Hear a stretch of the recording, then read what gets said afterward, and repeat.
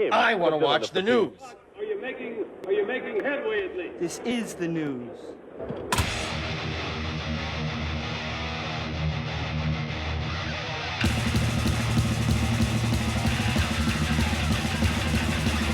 Schmack-a-ma-gob, it's time for the only news that matters. And Metallica's biggest fan, Lars Ulrich, reflects upon Lulu, his band's 2011 controversial collaboration with Lou Reed in a newly published posthumous book for the Velvet Underground's late frontman, sharing his belief that criticism of the work is rooted in ignorance. Anyway, yeah, originally the lyrics and musical landscape for Lulu was sketched out by Lou Reed for a theatrical production in Berlin.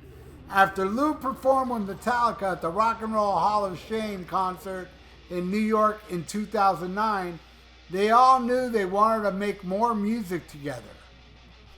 On the creative process at Metallica's HQ base, Lars Ulrich recalls, he said, "We had a chance to get a creative place we've never been. And the lyrics inspired that. Lou took out of his comfort zone. And the lyrics were angry, spiteful, awkward, and beautiful. And all made sense. It was a cohesive work that had almost every human emotion." Kurt Hammett, meanwhile, is quoted as saying that the creative partnership taught me how to be in a moment and trust my instincts as an artist. Not blind to the fact that the album didn't meet with universal acclaim, Metallica have strongly defended the work with Reed over the years. James Hetfield said, "Lulu wasn't accepted as much as we accepted it. I'm really proud that we did it. It was fun. It was an adventure." In The Art of the Straight Line, as reported by Loudwire, Lars Ulrich is even more bullish in his defense of the record. He says, "What the fuck is it about Lulu that it got that kind of reaction? I can't quite figure it out, but years later, it aged extremely well. It sounds like a motherfucker still. So I can only put the reaction down to ignorance. It took our fans to a place I wish they would go more often. Maybe," I gotta talk about that later. Took the fans where they could go more. What haven't you done Saint Anger and all that shit, Anyway, maybe it would be a better time to release it now with what's going on outside in the world of chaos. He says, "Oh no, I think if it came out now, it'd get the same reaction." He said, "I don't know, but I'm very proud of this record. James Hetfield and I would be fighting our way through a piece of music, and then Lou would go over and go, 'That's it. I'm not doing another fucking take of that.' That's not the way we usually worked, but it was so beautiful and great, the whole thing." All right, yeah.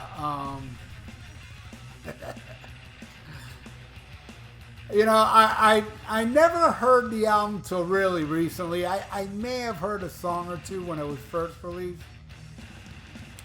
But J-Man, the great J-Man, he hooked me up with so much shit, and he bought me all the Metallica albums I don't own to make a ranking. And I sat through that shit. I did, man. It was mind-numbing. But yeah, there's something for everybody out there. Hell, I know someone that likes Metal Machine music from Lou Reed. That just that noise for 2 albums straight. So of course there are people that like Lulu, believe it or not.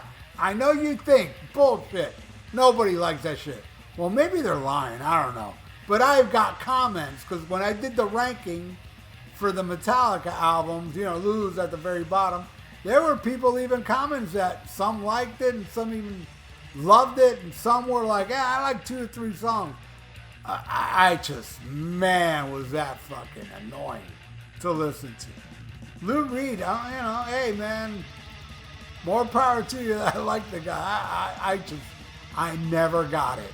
I never got Lou Reed, and I listened to Rock and Roll Animal, the live album, and some Velvet Underground, the one with the banana on the cover. It's not my thing, and I just don't like the guy's voice.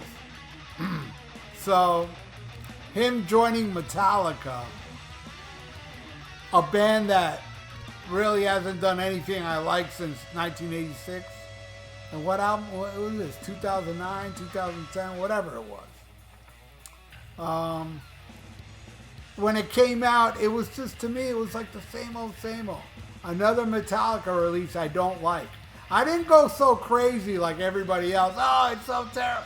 I didn't listen to it enough to go crazy. I didn't want to.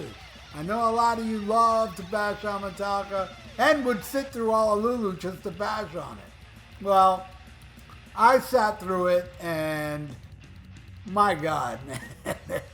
I see what all you were complaining about back then.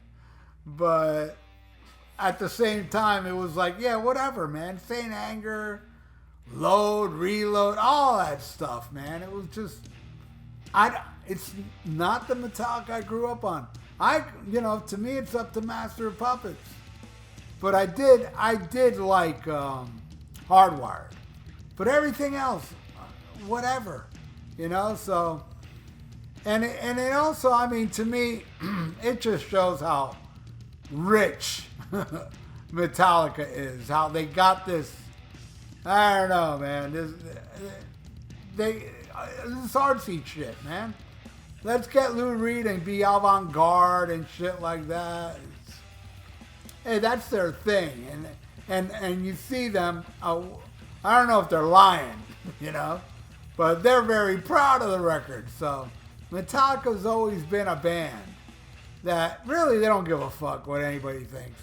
They want to do their thing their way, and they've pissed off their fans since, well, shit, really, since Fade to Black, 85, but it just grew. The hatred grew more and more and more, and they, but they got more and more and more famous and all the money in the world, and Lars is selling paintings for millions of bucks as well, and, and they're inflated egos. They headline stadiums, and I'm even talking before this Lulu shit, they were headlining stadiums. Metallica is beyond rich, and this is a sign of, their wealth. It's like, Lou Reed, musical critic darling for Rolling Stone magazine, and Rock and Roll Hall of Fame, all this shit, just to get brown nose with the big league, and Metallica became the big league, and next thing you know, they do Lulu, and it sucks. But I'm ignorant. I don't have millions of dollars in the bank, so I don't get it. According to Lars Ulrich, it's all based on ignorance. If you don't like it, you're ignorant. Lars Ulrich is like the most hated guy ever because of the Napster shit. But he doesn't really come out often and say stupid shit like this. I guess Lars is bored and he wants people to get pissed at him. Hey, you're all ignorant because you don't like something I like. It reminds me of a lot of stupid pickle whistling comments I get.